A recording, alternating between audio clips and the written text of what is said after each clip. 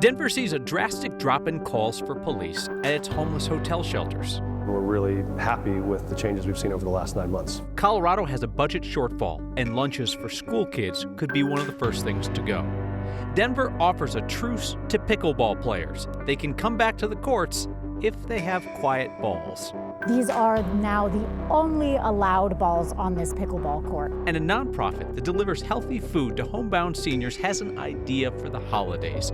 And I'd love for all of us to help. Because when you see a problem, you don't just watch. Because this is next. Denver's hotel shelters for the homeless used to be hot spots for 911 calls. At one point, we were tracking nearly 3 police calls a day to the former DoubleTree off Quebec. Our Mark Salinger has learned that when the city took over handling security on site, calls for help dropped drastically. When Denver converted this hotel to a homeless shelter late last year, it quickly became clear there was a safety problem. Mayor Mike Johnston admits that. We saw things we were worried about then. We had real safety concerns, and that's why we thought it took dramatic action to change course on that. From January 1st of this year through March 17th, people called 911 211 times to the former DoubleTree Hotel on Quebec. That's an average of 2.7 calls per day over the 2.5-month-long period. Then the city of Denver took over handling security here from the Salvation Army. Data from the Denver Police Department shows calls for service through the rest of the year dropped by nearly 2/3. From March 18th through December 3rd, there were 240 911 calls. That's an average of less than 1 call per day. But now to have dropped the number of 911 calls by 66% shows that these sites are far safer, and that's what we want them to be. Back in March, Denver added security cameras, placed guards at doorways, and began controlling who could come in and out of the shelter.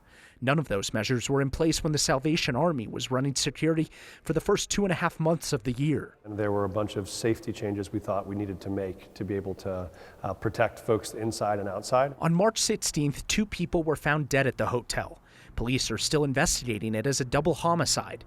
No one has been arrested, and as far as we know, there are no suspects. That week alone, people made 18 calls to 911 for help. Compare that number to this past week, when there were only 8 calls for service. I'm glad that we pivoted as aggressively as we did. I definitely wish we had done it sooner, but those were lessons we learned along the way. So 7 people have died at the hotel shelter from December of last year through the end of March of this year, so the first 2.5 months of the year.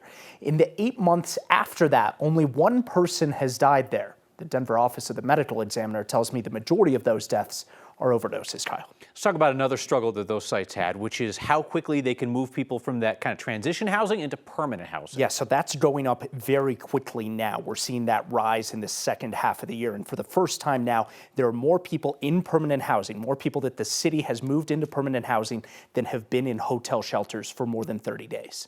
I was talking about this over the holiday weekend with friends and family. People who come to Denver after a couple of years away, they see a difference it does on feel the streets, that way. Right? And then the question becomes, are the places where folks have been moved to also safe and secure for them? Which we'll find out over time. Mark Salinger, thank you. The Colorado Republican Party has again tried and failed to have local election boards interfere with election results. This year, the GOP tried to leverage concerns about leaked voting machine passwords.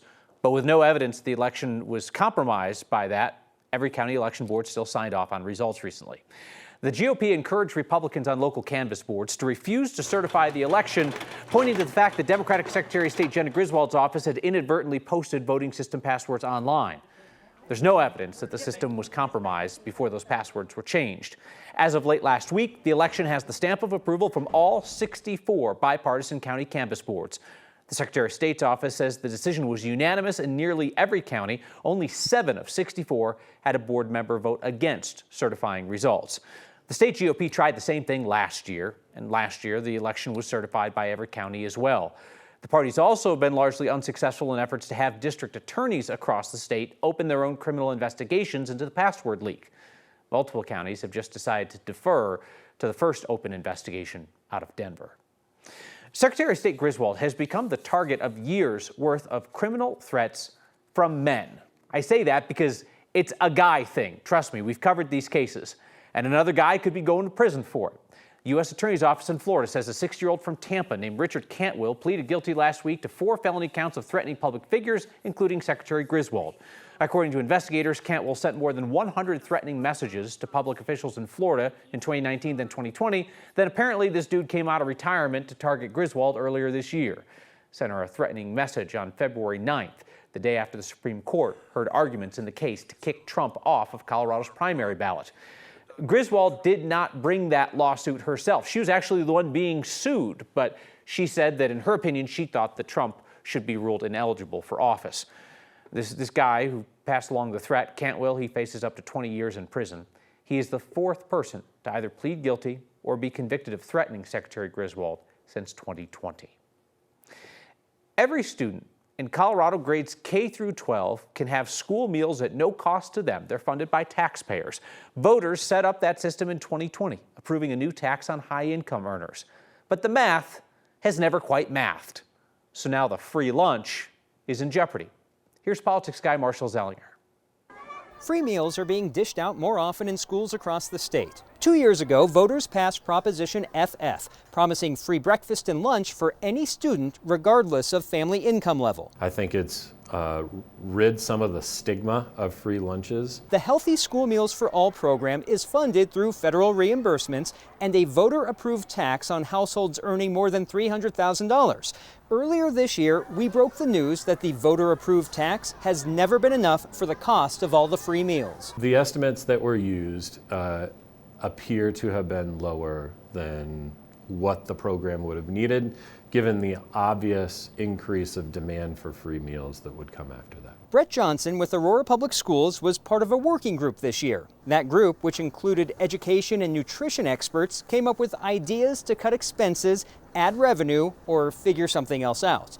The group came up with 27 ideas. The cost-cutting ones range from cutting free breakfast and just offering lunch to cutting free meals altogether in high school. Those do not require voter approval. The ideas to increase revenue range from going to voters for a new tax, either increasing revenue by taxing households earning more than $250,000, or perhaps asking voters to approve a tax on tourism, concerts, casinos, mushrooms, or sporting events. Being part of the technical advisory group, we actually didn't have recommendations or so-called favorites. Bree Riley is the executive director of school nutrition for the Colorado Department of Education. She was part of the working group to help estimate the costs of the options for state lawmakers to choose from. What you see in the report is the 27 options that we were able to model and then provide some dollar figures for the legislators to make decisions upon. It will be up to state lawmakers to either alter the promises made to voters or perhaps go to voters once more to fund a program that, at least for kids, is free. For Next, I'm Marshall Zellinger. This was the same ballot issue that was supposed to provide raises for school cafeteria workers and grants to buy locally sourced foods. Right now, those promises are completely on hold. The U.S. Supreme Court appears ready to back a state's right to ban gender-affirming care for minors. And while Colorado's Democratic-controlled legislature isn't about to pass a ban here, the U.S. Supreme Court decision against trans Americans could pave the way for future ballot initiatives that put the issue to voters in our state. Today, the Supreme Court considered whether to uphold a law in Tennessee banning gender transition surgery and puberty blockers and hormone therapy for minors. The justices did not issue a decision today, but the writing appeared to be on the wall. Members of the court's conservative majority expressed concerns about overstepping the state's rights, an impact on girls' sports, and whether the state has an interest in preventing potential regret by these kids later in life. At least 25 Republican-controlled states have already implemented similar bans on gender-affirming care, while Colorado's legislators have expanded access to care. Here in Colorado, conservatives and anti-trans advocacy groups tried to get a ban on the ballot this year, but failed to make it on procedural grounds. They've said they'll come back next time around. So we know that there are Coloradans who are alone this holiday season. And for some older folks in our community, their only visitors might be the Meals on Wheels volunteers who bring them dinner. Which is why I love what Nourish Meals on Wheels is doing for the community on the south side of the metro area this holiday season. And it's why this week's Where to Thanks Mike Our Giving campaign is supporting their work. They've created a 12 Days of Giving program. For 12 weekdays leading up to Christmas, their clients get a small gift delivered along with their meal. You might not think it's much, but some of their clients have said it's the only gift that they're going to get this holiday season. This nonprofit makes sure that people feel seen and cared for throughout the year, but especially this time of year. They reach Coloradans all over the south side of the metro area in Arapahoe, Denver, Douglas, and Jefferson counties. Nourish Meals on Wheels works to line up community sponsors to cover the cost of each of the 12 days of giving. Those gift deliveries start on Monday. Last I talked to them, they had 3 of their 12 days covered. I'm pretty confident that together we can cover the cost of the rest of those gifts. Scan the QR code on your screen or text the word THANKS to 303-871-1491 to get the link to donate. Your $13 million in micro-giving proves that $5 donations add up fast. I'll never ask you to give if I don't, so I'll match the first 50 donations of $5 to get us rolling as always. More than 3,700 of you have signed up to simplify your giving with a monthly donation to the Word of Thanks Fund, and that has meant that we have started your recent micro-giving campaigns with almost $25,000 in donations each week. That's huge. You can use that same QR code or text to get there. The town of Morrison, perhaps Colorado's most notorious speed trap, is disbanding its police department. And if Denver's pickleball players have the balls, they can come back to the city's courts. If they don't have the right balls, they're not welcome. And just a heads up that tomorrow night we will be streaming only on 9 News Plus as the Nuggets play here on 9 News. So catch us in the stream tomorrow night. You can actually catch us any weeknight at 6 p.m. streaming on 9 News Plus.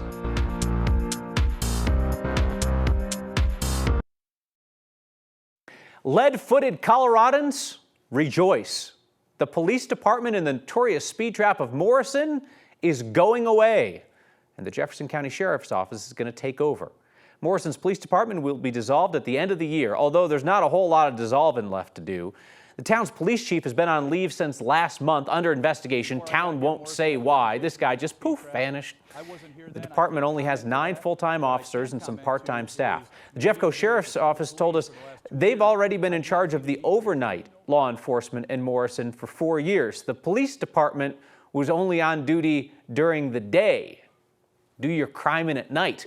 Despite that, Morrison PD still managed to shake down thousands of drivers for speeding through the small town each year. We investigated back in 2015 and found that speeding tickets made up more than half of the town's revenue. Kathy Seaman, I feel like the word's been out for a long time. You speed through Morrison, you get what you get. Which surprises me that they can't fund them or don't want them to stay on longer because they made a lot of money. You would think, right? Yeah, setting the model there kind of for what they need to do.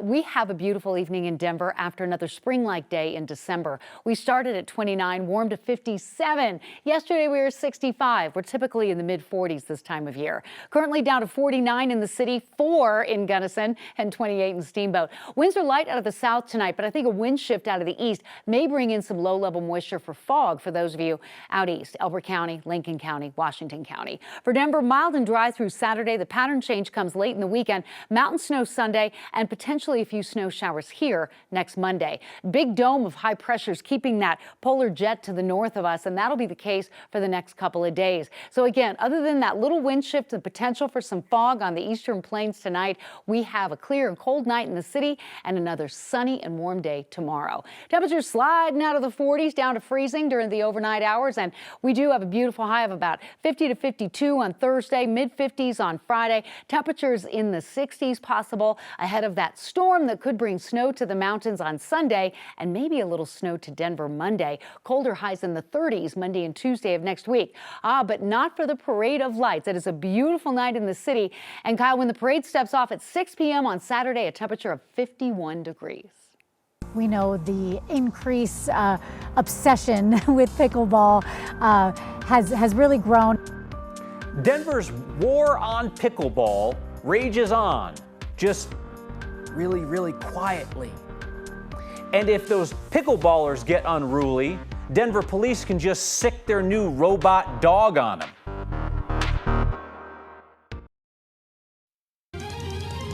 For months, it's been all quiet on the pickleball front. But there's fresh action in Denver's fight against your right to make a racket with a racket. So let's bust out the scary-looking Fox News-style graphics because the war on pickleball continues.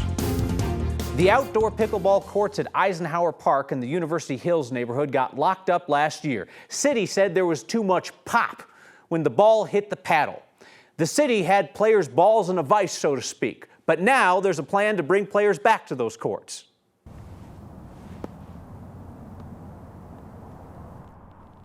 That's the sound of the plan. New foam pickleballs that the city is allowing at Eisenhower Park.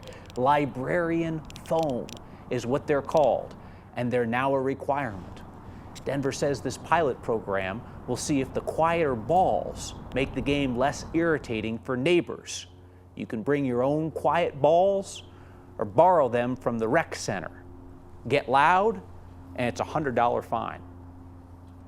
So this park was the chosen park for this pilot due to kind of its proximity and just previous history with park users and homeowners here having experienced, noise from the pickleball courts. We want to be able to satisfy those who want to play while also, taking into account those folks that may live in or around a park that has a pickleball court. So as you can Pickleballers can still use their same paddles at Eisenhower, just the new softer balls.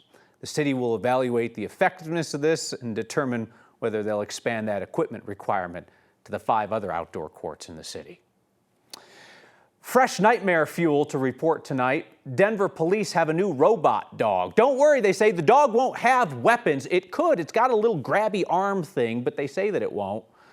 DPD's robot dog is a step up the dystopian terror scale because unlike the current bomb squad robot, 5-0 Fido can climb stairs, open doors, step over obstacles, even pick itself up if it falls over or is pushed by a civilian fleeing in terror. DPD says Robo-Canine will be used to search buildings, remove explosives, and check for hazmat situations. It can also be used to steal your lunch. A word of advice: if you see the police robot dog, obey. We are back with your feedback. That's terrifying. Back with your feedback next.